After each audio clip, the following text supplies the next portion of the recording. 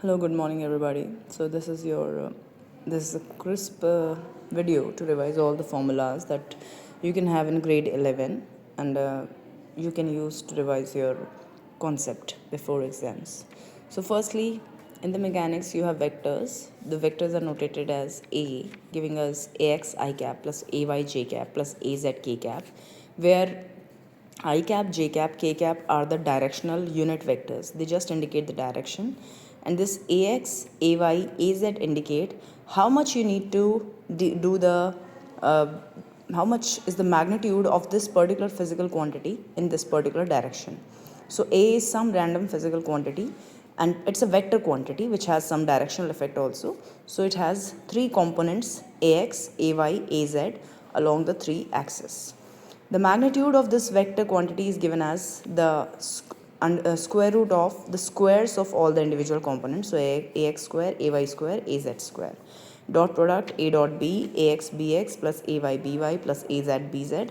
This dot product gives you a scalar quantity, not a vector one. Okay. Then this a dot b, further other formula is ab cos theta, because it considers the component, the cos component of in between the two vectors. Then we have this geometrical interpretation also. So a b is given to you, and if you apply the right hand rule to it like this is my right hand, a along this a cross b, then this thumb indicates the direction of the z vector, a cross b. The z by z I mean the a cross b vector. So a cross b is ab sine theta, which considers the sine function between the two, and then this n cap is the unit vector in a perpendicular plane. Then similarly, you have the other way of finding the cross product, where a cross b is I cap, j cap, k cap. You mention them like this. Then a cross b is I cap, this I cap. You put this I cap first, and then you forget these types and these things, and you multiply ay with bz minus az by. So this is your first term. Then you move to j cap, and when you move to j cap, you forget this part and this part, and then you multiply az bx minus ax bz. Az bx minus ax bz. That's why there's no need to minus.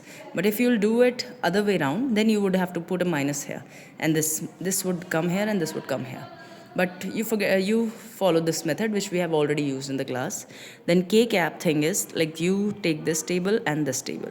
So it's ax by minus ay bx. So this is your cross product. Then kinematics, V average is given as the total change in position upon total time taken.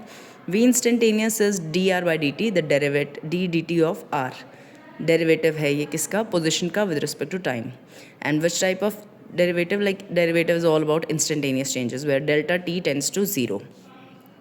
Then the average acceleration is change in velocity upon time taken, and this instantaneous change would be d dt of v.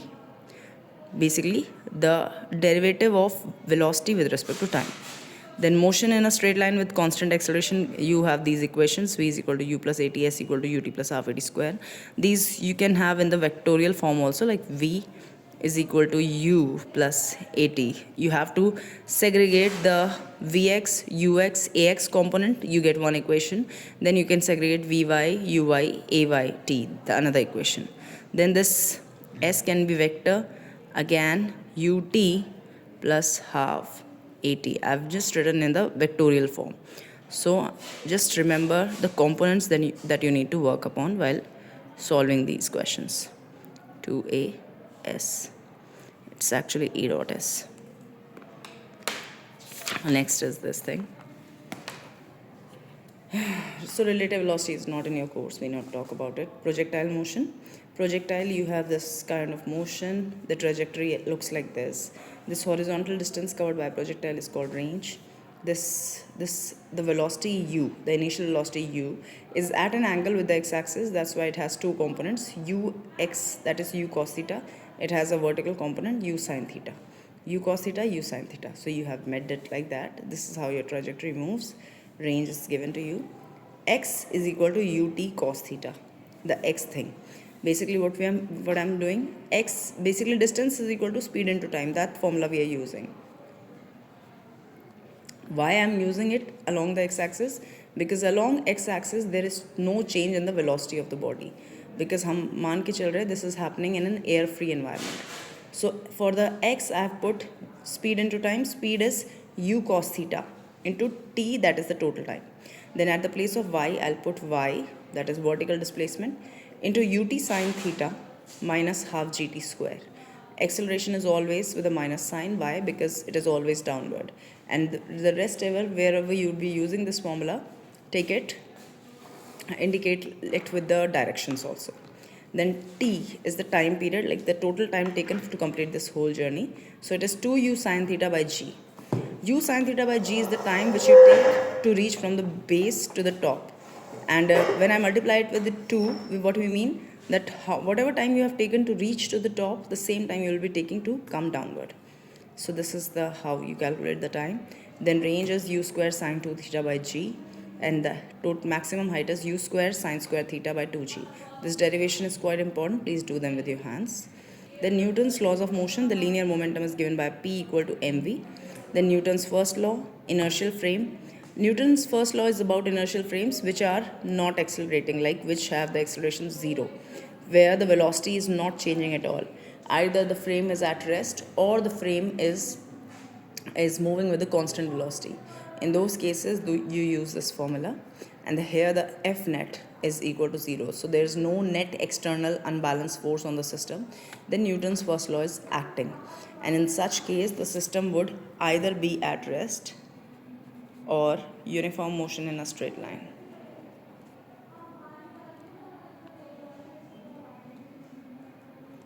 Has the next period started? 7 start हो गया? Okay. Then we come to Newton's second law, which is F equal to dp by dt, which indicates that the total force, a total external unbalanced force acting on a body can be related with the change in momentum of the body and the time taken to bring that change. So it's basically talking about the instantaneous force only. That's why it is taking the derivative of momentum with respect to time, how the momentum is changing. When you apply force on a system, it changes the momentum of the system. Like the system might start accelerating, system would start changing its velocity. Or there can be another way of bringing a change in momentum. That changes by releasing the mass, by reducing the mass, which happens in the case of rocket. Rocket के case में continuously mass reduce करता है. So when you apply it like that, mv, you basically you put out the v outside and you take it dm by dt. So here this mass is changing, and this mass change is what giving a force to the rocket to move forward. क्योंकि rocket से continuously क्या होता है, fumes back side में बाहर निकलते हैं, उसका मास कंटिन्यूसली कम होता जा रहा है. तो उस कम होने की वजह से वो कंटिन्यूसली क्या कर रहा है, एक्सेलरेट कर रहा है, and there is a force that is acting on it. या next is the Newton's third law, which says that every action force has an equal and opposite reaction force. This Newton's third law is applicable for two bodies, not for one body. For one body, when you say this condition, you are basically talking about the balanced forces. Right now you're talking about the action and the reaction pair. So this is a force on A due to B, which is negative of force on B due to A. So that's how the Newton's third law works. These forces act simultaneously. These are equal and opposite. And when these forces are acting on two bodies, when two bodies are going through the action-reaction pair, like this, if I draw them, I have two bodies. There's this action-reaction, force on A due to B, and then there's this force on B due to A. So FAB is your MA AA, and then FBA is your MBAB. So these forces are equal and opposite, and you understand that with that comes this relation that mass is inversely proportional to acceleration. Like when two bodies are having this action-reaction pair amongst each other, amongst themselves, then the one which is having the higher mass will have lower acceleration, and the one which would have lower mass will have higher acceleration. Inverse relationship.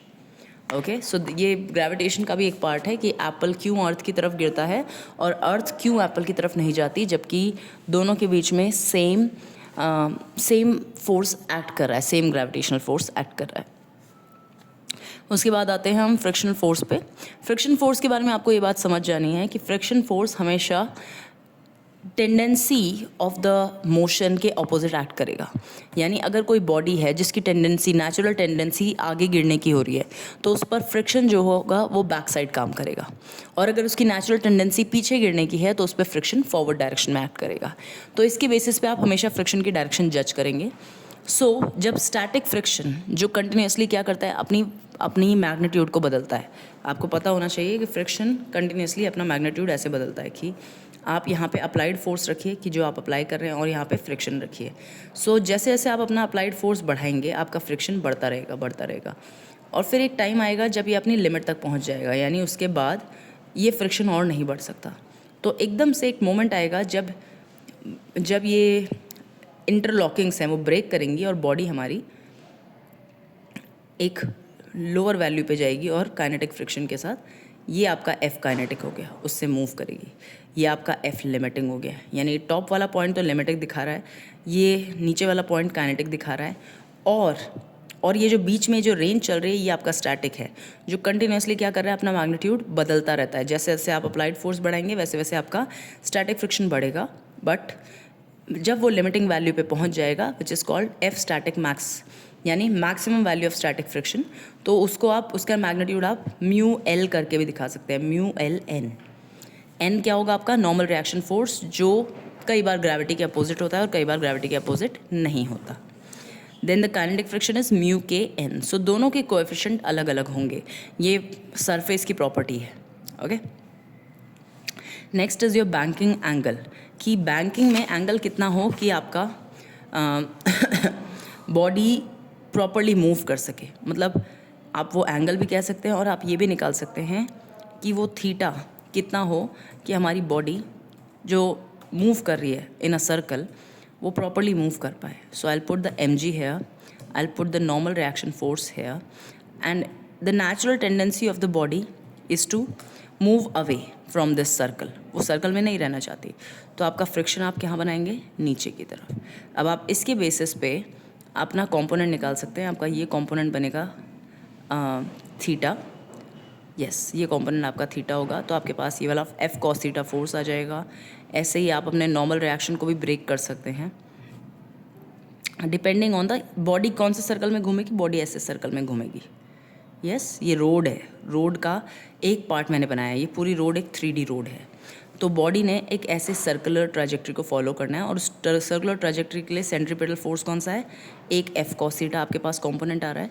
उसके अलावा आप इसमें अगर normal reaction को break करेंगे तो अगर ये कंपोनेंट थीटा है तो ये भी आपका थीटा बनेगा, तो एन कॉस थीटा आपका एम जी के बराबर हो जाएगा, और एन साइन थीटा भी आपके एफ कॉस थीटा की तरफ है।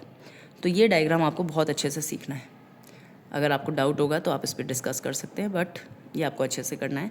And when you follow this up these equations, you made the 2 equations with that, you get the banking angle as v square upon r g equal to tan theta when you have considered that the friction is not there. अब जब आप normal reaction का ही use करेंगे, सिर्फ friction है ही नहीं road पे, तो सिर्फ नॉर्मल रिएक्शन के बेसिस पे ही आपकी गाड़ी प्रॉपर्ली घूम सकती है। इसीलिए हमारी रोड्स बैंक्ड होती है, कि अगर रोड पे फ्रिक्शन कम ज़्यादा भी हो गया बट हमने रोड को इंक्लाइन पे बना दिया है, उस वजह से मेरे नॉर्मल रिएक्शन को जो स्ट्रेट रहना चाहिए था उसको मैंने एक एंगल दे दिया है। तो नॉर्मल रिएक्शन का एक कंपोनेंट मुझे कंटिन्यूसली सेंट्रीपिटल फोर्स प्रोवाइड करेगा to make my body move in a circle. So this is the case of in the absence of friction, and in the case of friction the formula is v square upon rg equal to mu plus tan theta upon 1 minus mu tan theta. So this is from your this chapter. Then centripetal force. Now if you would have to derive it for a circular turn, you just put the value of theta equal to 0 degree.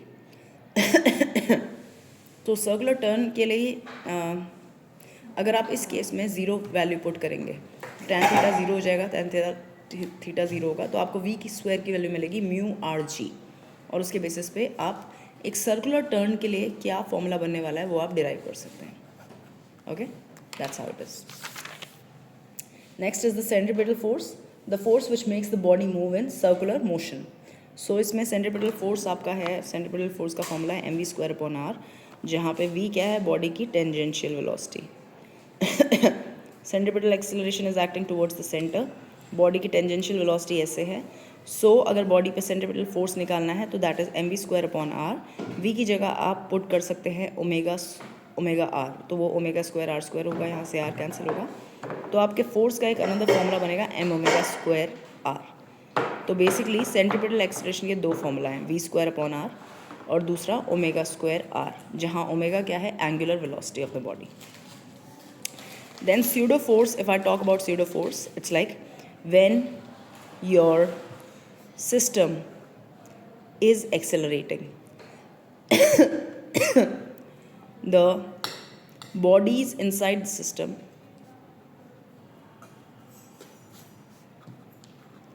system experience an opposite force। यानी आपके system जिस भी direction में accelerate कर रहा है, आपकी bodies उसके अपोजिट डायरेक्शन में एक फोर्स एक्सपीरियंस करती हैं। उस फोर्स को हम बोलते हैं pseudo force, which is equal to -ma0। And अगर मैं तो माइनस का साइन क्यों आया है कि आपका सिस्टम जो है वो a0 की डायरेक्शन में एक्सेलरेट कर रहा है, पर सिस्टम के अंदर जो पार्टिकल्स होंगे वो -ma0 में मूव करेंगे। वर्टिकल सर्कल में हम वापस आएंगे जब हम वर्क को कंटिन्यू करेंगे। Thanks and regards.